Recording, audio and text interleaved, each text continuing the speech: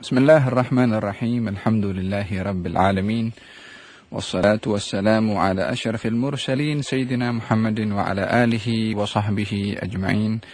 Amma ba'du. Wassalamualaikum warahmatullahi wabarakatuh. Sedang pendengar Radio IQ yang dirahmati oleh Allah subhanahu wa ta'ala. Bertemu lagi dengan saya Ali Zainal Abidin bin Abu Bakar Al-Hamid dalam rancangan Fiqhus Sirah karangan Syekh Muhammad Said Ramadan Al-Buti rahmatullah alaih yang diterbitkan oleh Al-Ustaz Syafiq Zulkifli.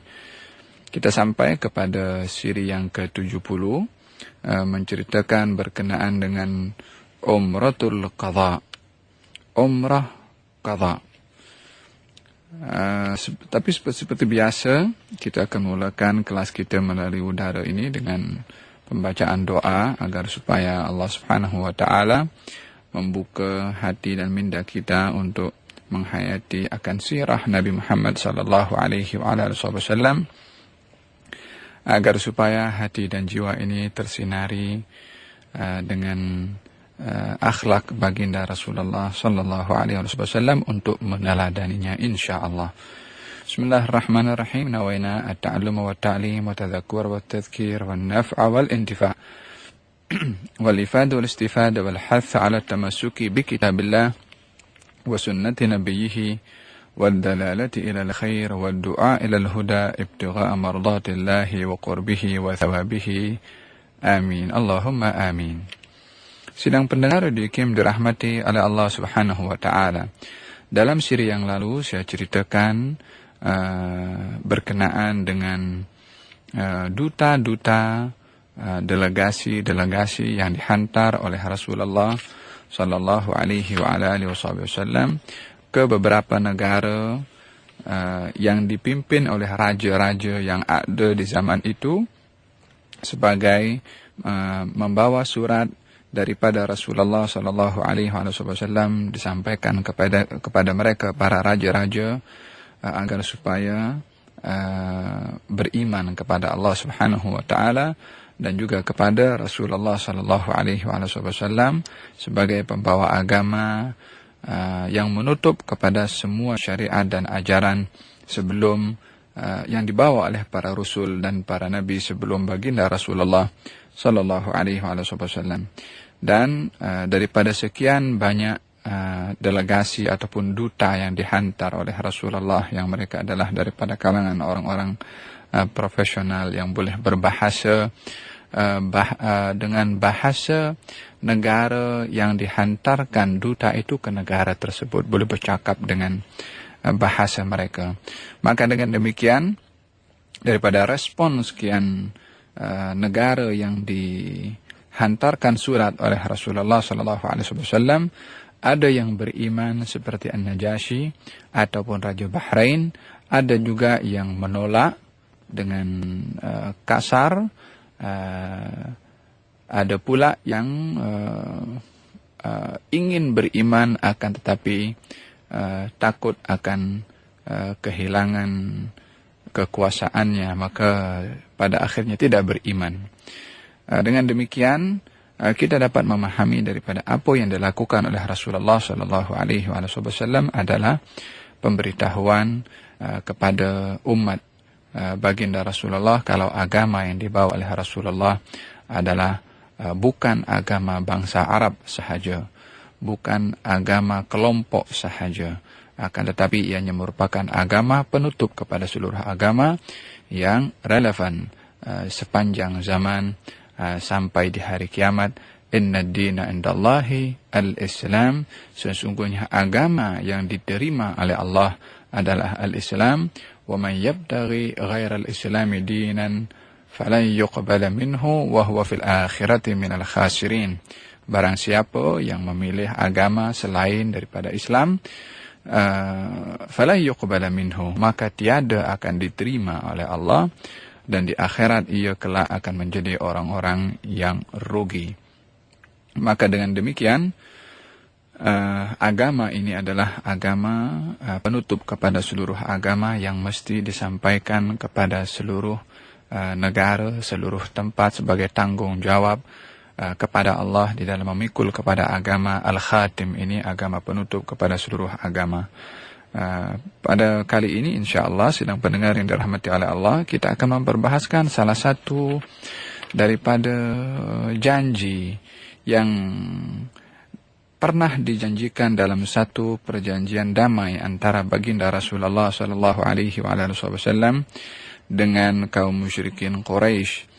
Saya yakin yang mengikuti rancangan ini masih ingat akan satu peristiwa perjanjian damai dalam Sulhul Hudaybiyah, perjanjian damai di kawasan yang dinamakan Al-Hudaybiyah yang berhampiran dengan kota Mekah, di mana baginda Rasulullah ketika itu berihram untuk menunaikan umrah, akan tetapi disekat dan dihalang oleh kaum musyrikin Quraisy, yang pada akhirnya berlaku perundingan damai antara kaum musyrikin dengan baginda Rasulullah, yang isi kandungan perjanjian damai itu salah satunya adalah baginda tidak dibenarkan untuk meneruskan umrahnya pada ketika itu, akan tetapi akan dibenarkan untuk datang melakukan umrah di tahun hadapan dalam jangka masa 3 hari sahaja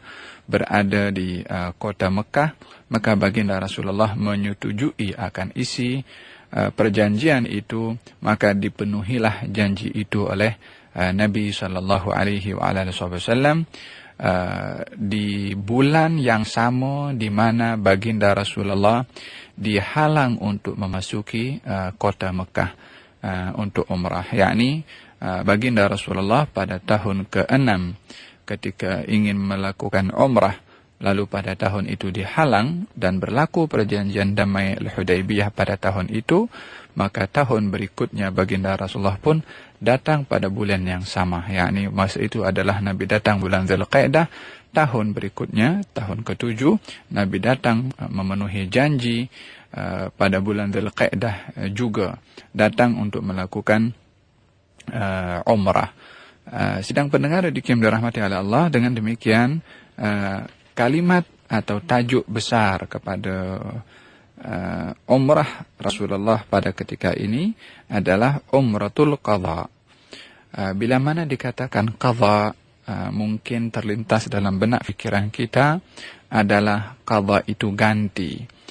Sementara qadha itu mengganti satu amalan yang tidak sah baru diganti. Sementara Rasulullah sallallahu alaihi wasallam ketika pergi ke umrah tahun ke-6 itu, yang tidak diizinkan untuk memasuki kota Mekah untuk menunaikan tawaf dan juga sa'i, di dalam hukum fiqah seseorang yang dihalang memasuki kota Mekah untuk umrah ataupun untuk tawaf dan sa'i, maka mereka itu adalah bertahallul, lalu menyembelih korban, lalu kemudian kembali. Fa in uhsirtum famastaysara minal hadi, yakni bila mana berlaku ihsar, pengepungan atau dihadang memasuki kota Mekah, famastaysara, maka apa yang dipermudahkan daripada al-hadi, yaitu binatang korban. Tapi hukum umrahnya akan dianggap sah dan tidak perlu untuk dilakukan al-qadha. Ini adalah hukum ihsar mereka yang dihalang memasuki kota Mekah.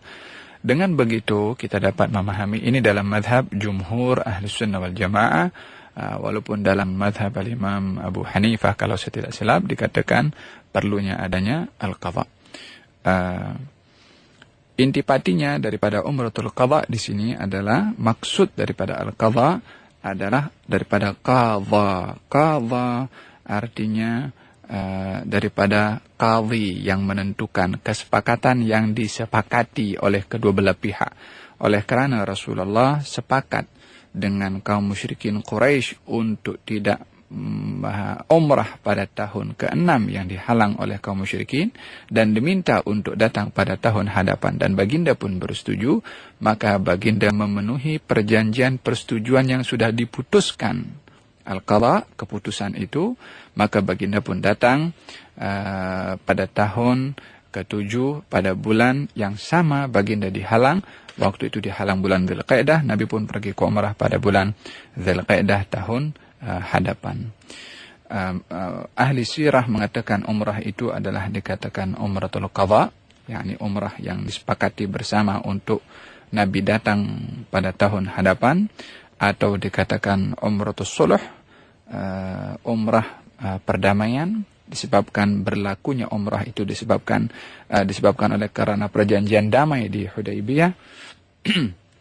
Ataupun umratul qisas, yakni qisas sebagai tindakan balasan kepada apa yang sudah disepakati, maka baginda pun memilih bulan yang sama. Nabi boleh pergi ke umrah pada bulan-bulan yang lain, tapi Nabi memilih bulan di mana pada bulan itu tahun yang lalu Nabi dihalang untuk memasuki kota Mekah, yaitu bulan Dzulqa'dah. Maka dengan demikian dikatakan umrah itu adalah umratul qadha. Tapi bagi yang memandang daripada al-fuqaha, kalau umrah itu yang tidak disempurnakan adalah mesti diqadha, maka umratul qadha dalam istilah tajuk ini adalah umrah ganti, yakni menggantikan umrah yang lalu yang tidak sempat untuk disempurnakan.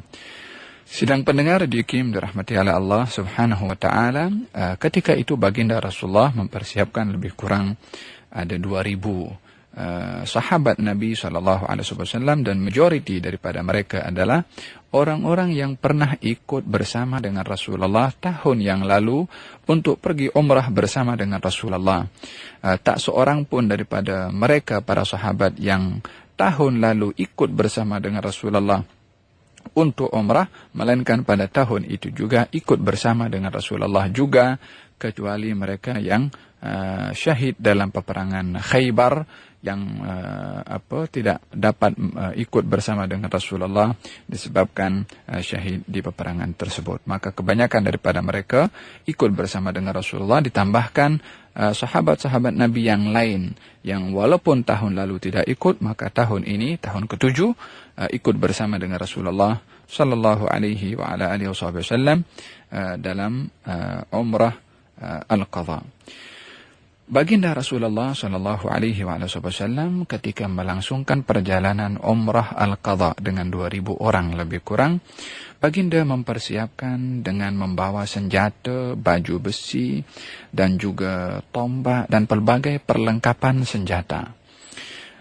Walaupun tujuan Rasulullah pada ketika itu adalah untuk melakukan umrah semata-mata untuk beribadah kepada Allah dan bukan untuk berperang. Bahkan dalam perjanjian damai Al-Hudaybiyah itu dicatatkan kalau Rasulullah akan melakukan umrah pada tahun hadapan, hendaklah hanya membawa persenjataan yang boleh dibawa sebagai perlindungan sahaja, yakni dikatakan suyuful musafir, pedang-pedang orang yang bermusafir. Diistilahkan pedang musafir, seorang bermusafir itu adalah bukan untuk berperang, tapi bila mana membawa senjata hanya untuk pertahanan sahaja. Tapi kalau persenjataan perang, maka dia lebih lengkap dan lebih hebat. Maka dalam isi perjanjian itu dimaklumkan kalau baginda Rasulullah ingin umrah hanya dibenarkan membawa senjata musafir, yakni senjata yang sebagai perlindungan sahaja, bukan untuk berperang. Tapi pada waktu itu baginda Rasulullah mempersiapkan perlengkapan senjata peperangan. Adakah Rasulullah sallallahu alaihi wasallam mengingkari akan perjanjian itu? Demi Allah, tak ada orang yang memenuhi janjinya kepada sesiapa seperti mana Rasulullah sallallahu alaihi wasallam akan memenuhi janjinya kepada sesiapa walaupun kepada musuhnya. Bagaimana tidak, sementara beliau yang digelari dengan Al-Amin, seorang yang diamanahkan atau dipercayai untuk memegang amanah, yang menitipkan amanah pada waktu itu adalah daripada orang-orang musyrikin Quraisy yang memusuhi, yang menyakiti, yang ingin mengusir kepada Rasulullah. Harta mereka pun dititipkan kepada Rasulullah.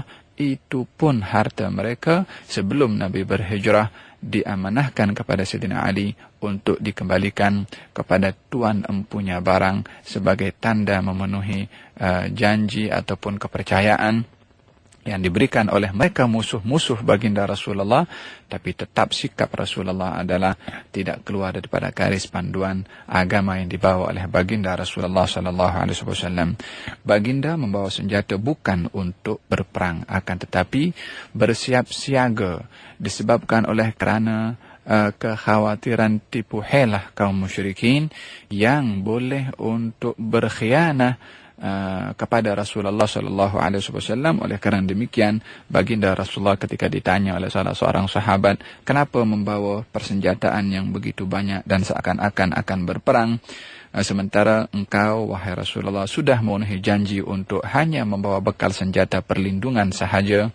Maka baginda menjawab, senjata ini tidak akan dibawa sampai ke kota Mekah, akan tetapi diletakkan di kawasan yang berhampiran dengan kota Mekah, sehingga bila mana apa-apa berlaku pengkhianatan daripada mereka kaum musyrikin dan ingin memerangi kepada kami, maka kami boleh untuk mendatangi tempat kawasan penyimpanan senjata itu dan mengambil senjata tersebut sebagai mempertahankan diri melawan kepada musuh-musuh Allah Subhanahu wa taala. Maka baginda pun memenuhi kepada janji kepada musyrikin Quraisy dengan tidak memasuki kota Mekah membawa persenjataan tersebut, akan tetapi diletakkan di sebuah kawasan yang di luar kota Mekah sebagai persiapan bila mana apa-apa berlaku daripada tipu helah kaum musyrikin.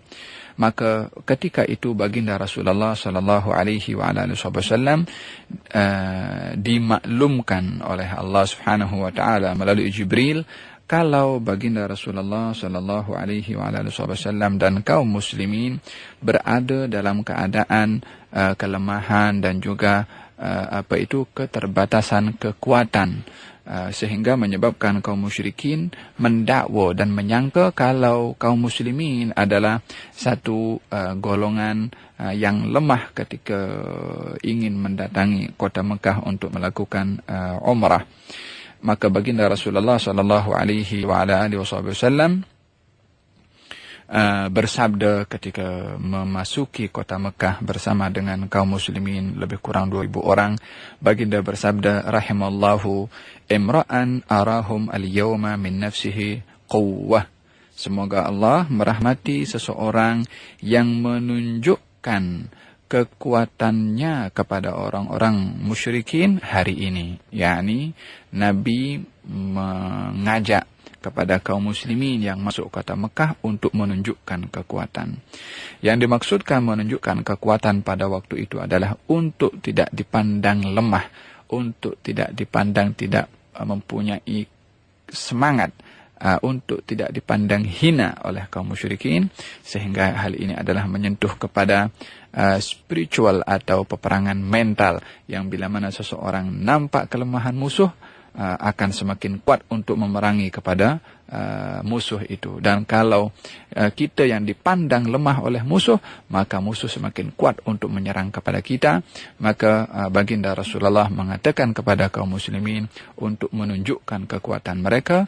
Maka baginda Rasulullah pada waktu itu ketika tawaf mengelilingi Ka'bah itu pada 3 kali pusingan pertama, baginda berlari-lari kecil, yakni nak menunjukkan kepada kaum musyrikin kalau apa yang mereka sangka tentang kaum muslimin yang lemah ini, tengok kami ini, yakni mampu pun untuk berlari di bawah terik panas matahari dalam pusingan 3 kali di Ka'bah, menunjukkan kekuatan kaum muslimin pada waktu itu, sehingga baginda mendoakan kepada mereka yang melakukan at-tarammul, itu berlari-lari kecil, dilakukan oleh kaum muslimin pada waktu itu 3 kali pusingan pertama. Selebihnya adalah berjalan kaki seperti biasa.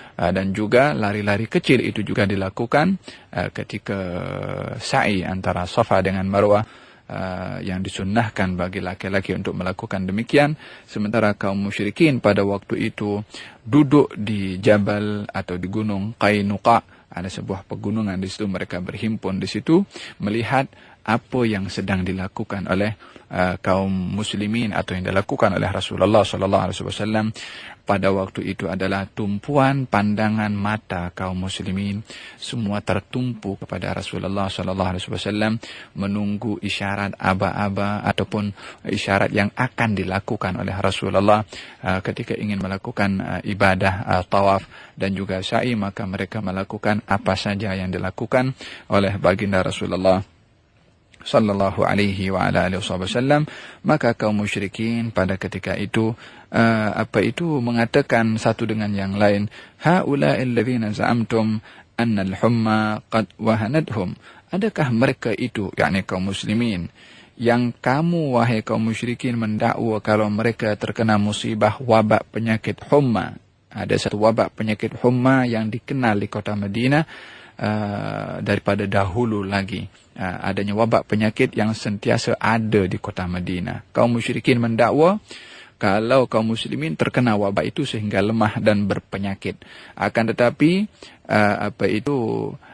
lenyap dakwahan mereka ataupun salah dakwahan mereka ketika melihat semangat kaum muslimin yang bertawaf dan bersa'i dengan melakukan lari-lari kecil, menunjukkan bahwasanya mereka adalah lebih hebat, lebih sihat daripada yang disangka oleh kaum musyrikin. Haula'i, kata mereka kaum musyrikin, ajlat min kadza wa kadza.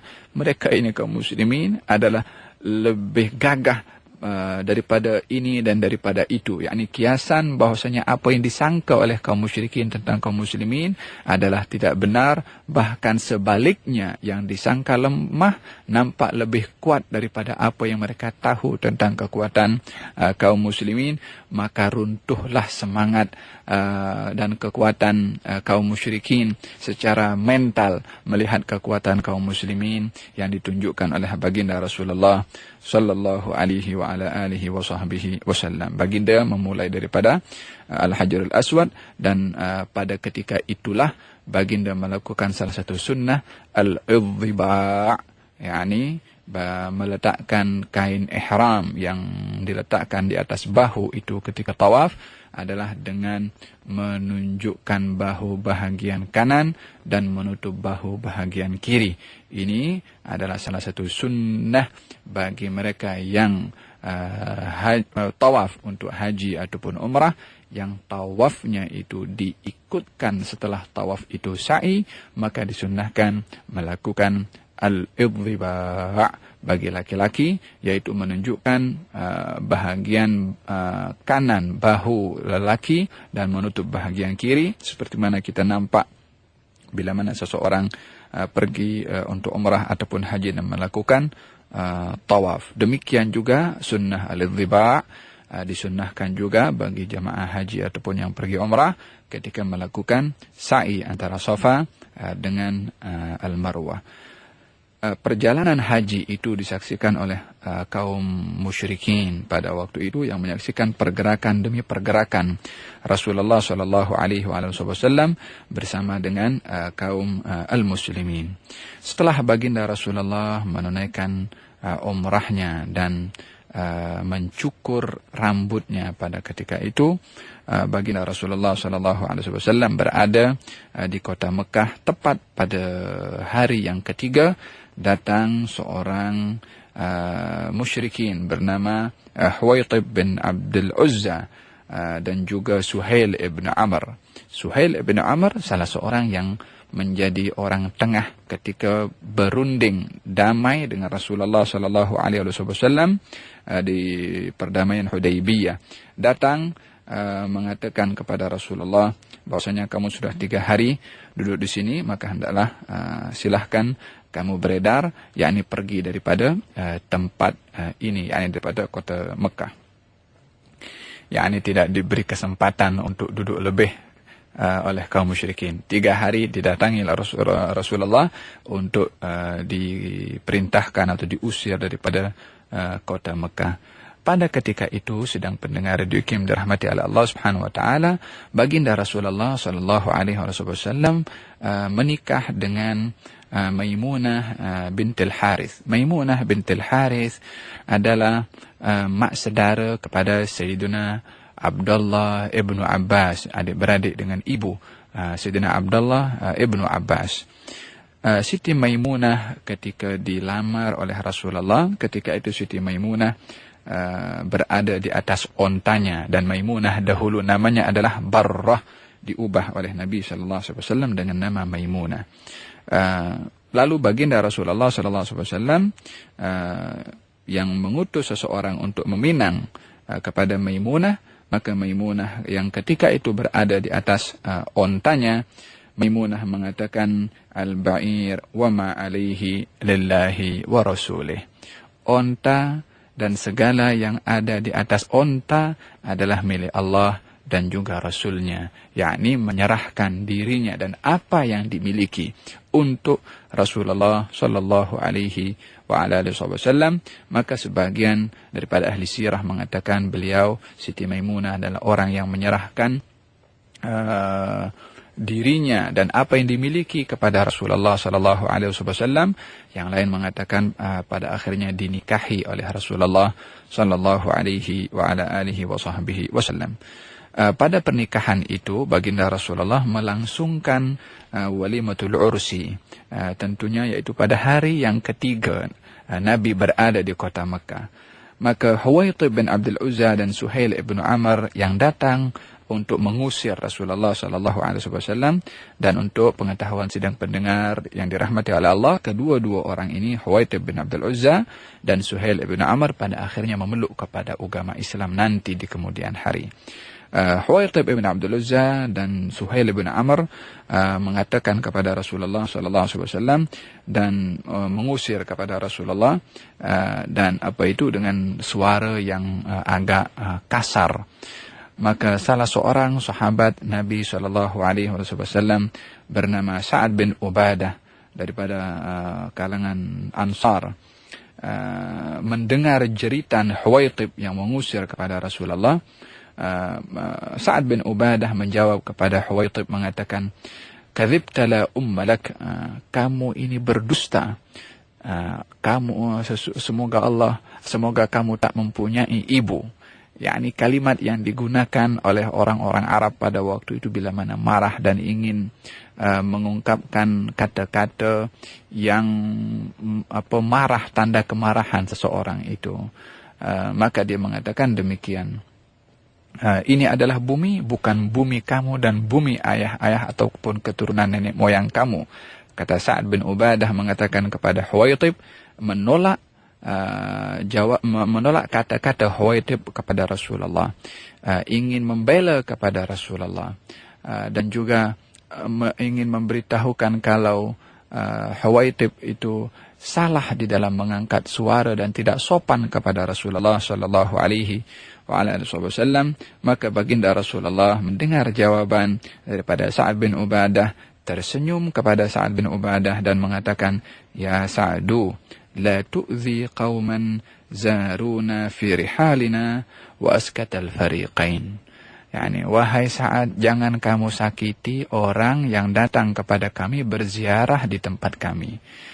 Ya, subhanallah, akhlak yang begitu indah kepada musuh. Orang datang mengusir kepada Rasulullah di kemah di kawasan Rasulullah, yakni di kawasan sendiri, di rumah sendiri, atau di tempat yang Tuan empunya tempat berkuasa berbuat apa saja. Akan tetapi yang namanya orang itu datang akan dianggap sebagai tetamu ataupun satu perundingan yang sedang berjalan, maka orang itu adalah mesti dihormati bila mana di kawasan kita.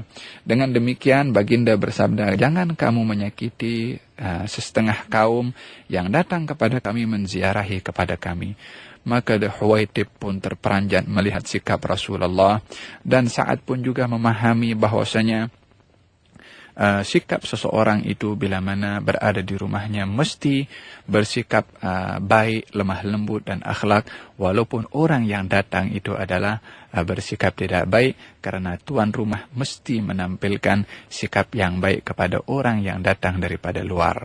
Demikian sikap Rasulullah sallallahu alaihi wa ala alihi wa sahbihi wasallam kepada Sa'ad bin Ubadah dan juga Huwaitib yang kasar kepada Rasulullah, akan tetapi tetap sikap Rasulullah adalah berteraskan kepada nilai-nilai murni agama yang dibawa oleh Rasulullah. Tak cukup daripada itu, Rasulullah menjemput kepada Huwaitib dan Suhail bin Amr. Kata baginda Rasulullah, ini hari adalah hari bahagia bagi aku. Ini adalah hari pernikahan aku. Aku jemput kamu untuk makan bersama dalam acara walimatul ursi bersama dengan kami.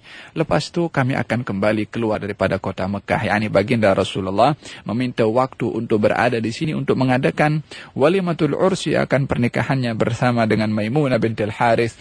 Maka Huwaitib pun tetap berkasar kepada Rasulullah dengan tidak mengizinkan. Nabi pun pada akhirnya mempersiapkan packing barang-barangnya. Pada hari ketiga itu juga baginda Rasulullah SAW keluar daripada kota Mekah.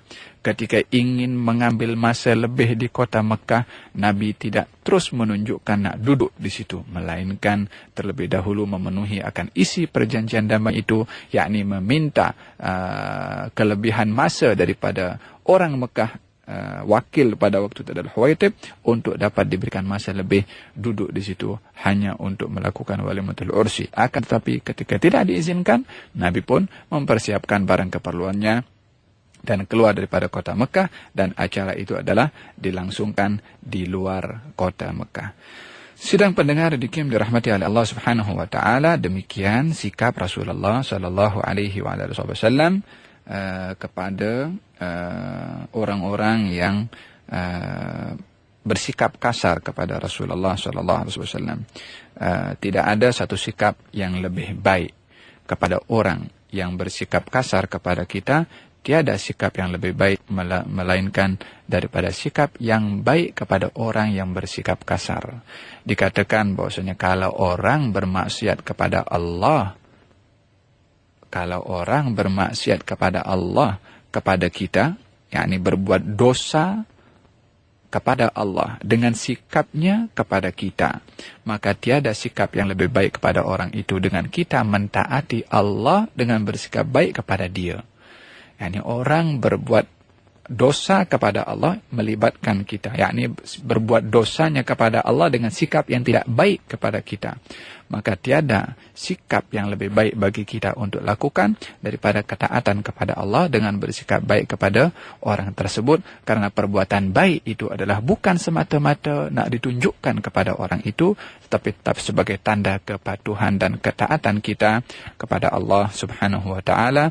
Inilah konsep yang dibawa oleh Nabi Muhammad sallallahu alaihi wasallam. Sidang pendengar radio yang dirahmati oleh Allah Subhanahu wa taala, berlaku perbezaan pandangan para ulama, khususnya ahli hadits dan ahli fiqh, berkenaan dengan pernikahan Rasulullah sallallahu alaihi wasallam dengan Siti Maimunah, yang mana dikatakan dalam beberapa hadis yang sahih kalau baginda Rasulullah menikah sementara baginda berada dalam keadaan muhrim.